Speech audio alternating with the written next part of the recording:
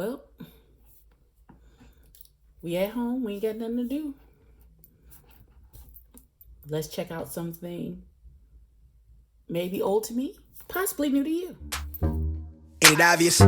I just got the check for depositing. $750 for the sound wave to get it processed. Won't stop till that shit weighing down my pockets. My main thing's to my main thing, she a blossom. When she ease the pain with the brain, she a doctor. She open up anything thicker than the plot gets. Swear that shit is awesome. Sight for the optics. Young nigga on top, Nike's all I'm rocking. So that all they see is checks from where the head to where the socks fit. No logo on the bifocal, flicking old roach tips. Won't even show my face until all the shows booked. Need the cash in advance, leave them all social. I'm the guy they chosen. Rise up like the rose and put them on a poster. All the way up in the sky where the stars posted. Sip it on that rose, I put it down on coasters. Stack francs from the waves till I own the ocean. More praises for the sayings, let it all soak in. They like, hey, that shit is flame, bitch, I know I rode it. Going tight, dumb.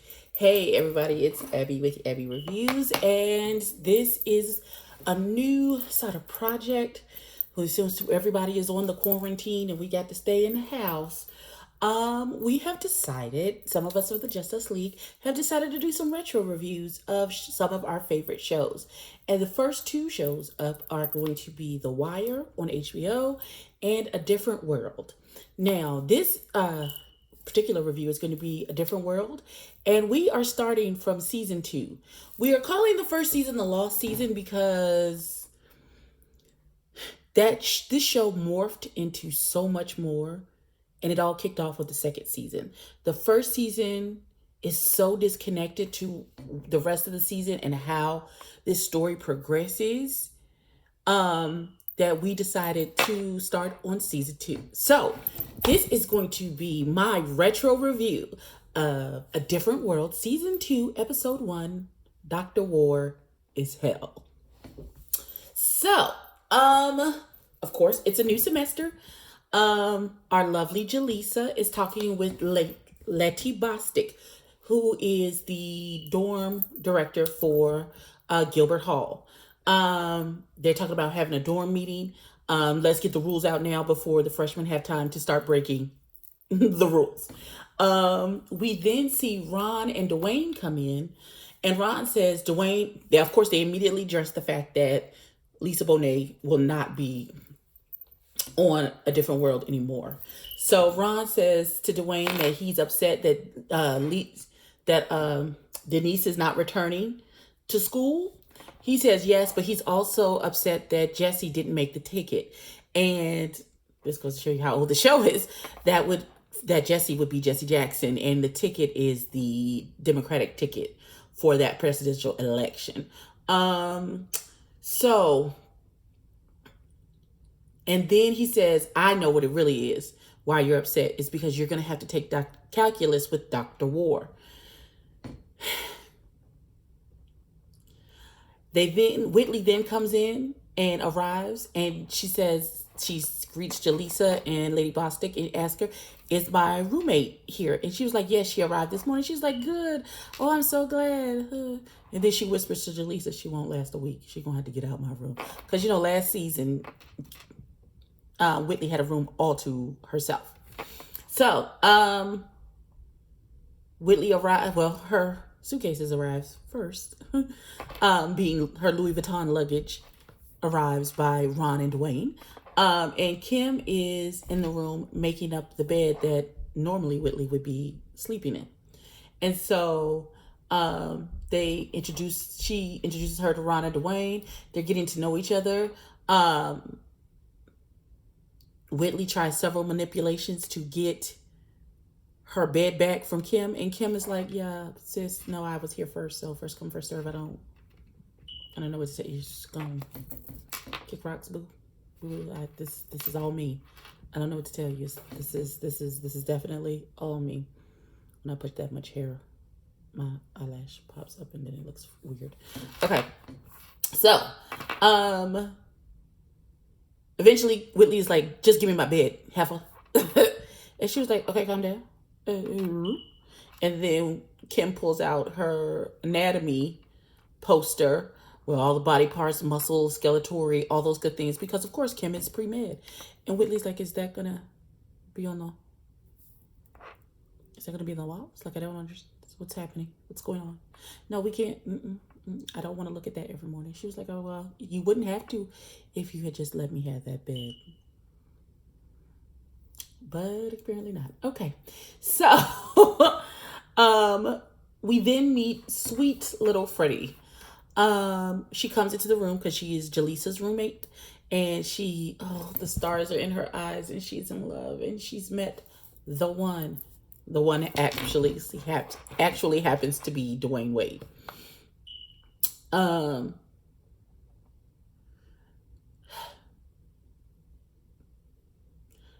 we go to the pit. Whitley walks in and Ron tries to hit on Freddie. But she only has eyes for Dwayne. She's like, Kiki. And Freddie is so young. She sounds like a baby. She sounds like one of the Rugrats. I can't. So they're at the pit and Colonel Taylor comes in. Ron dares Dwayne to go over to him and volunteer to be in his class. Dwayne goes over, chickens out, and asks the man for ketchup. He's like, can I borrow you? Can I get your ketchup?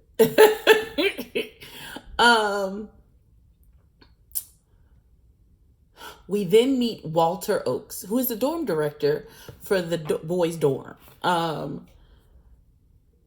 He holds a dorm meeting in which he basically just threatens to kill the children if they don't act right, like they get good sense.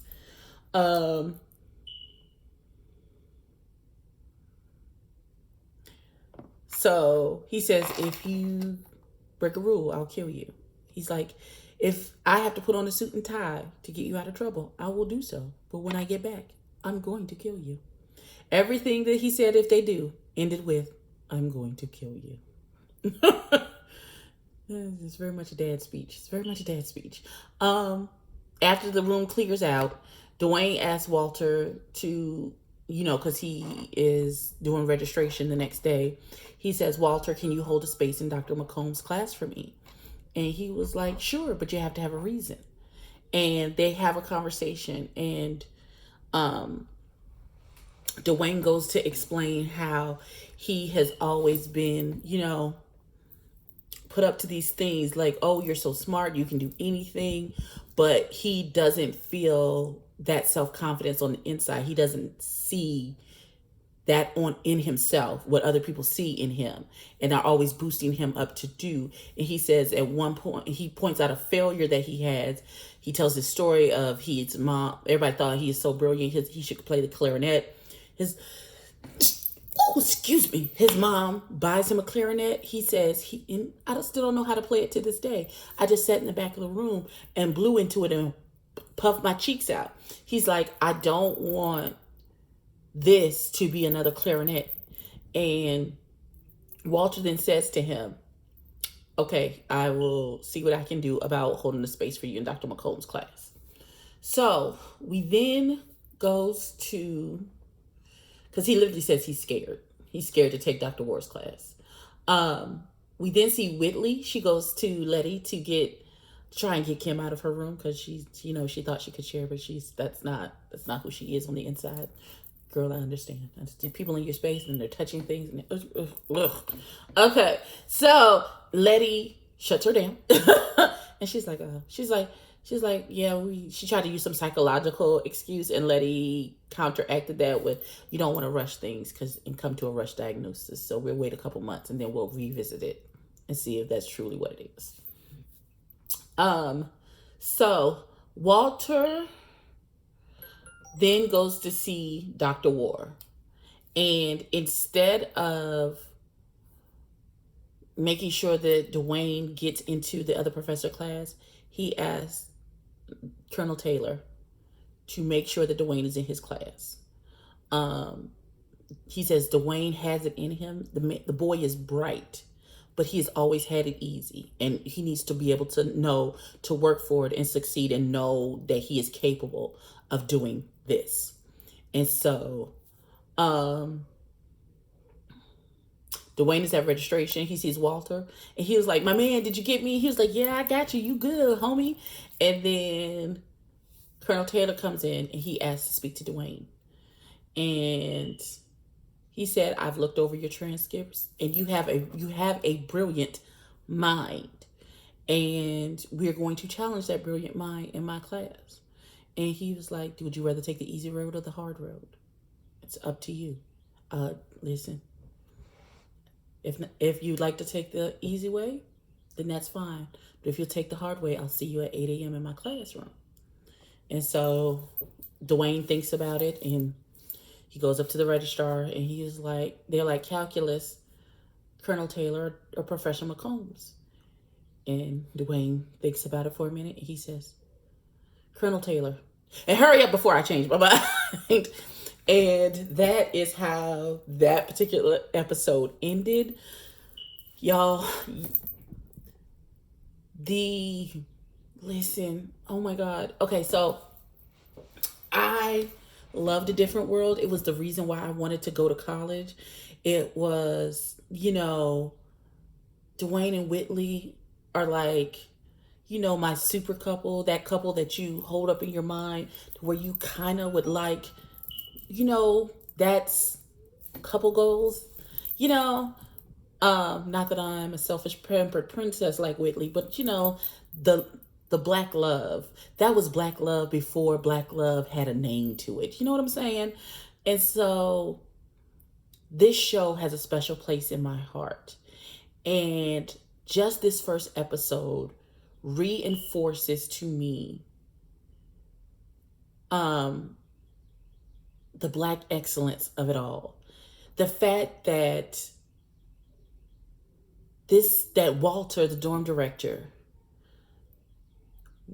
saw the greatness in Dwayne, and he wanted to speak to it and nurture it and not let him take the easy way out because he knows that he is capable of doing the work, spoke volumes to me in this particular episode. Like, listen, I don't want to get choked up because this is a comedy, but there is something about it that just, yes, everything in me all of the melanin in my body screams, yes, yes, yes. So please, this is going to be something fun. We're going to do from season 2 all the way up until the very last episode of season 5, 6. I can't remember how many episodes there are, but come along with us on this journey. Come on and comment down what was your favorite part of this episode. The episodes are available for free on Amazon Prime. Please like, comment, and subscribe. Tell a friend to tell a friend, and I will catch you in the next one. Peace.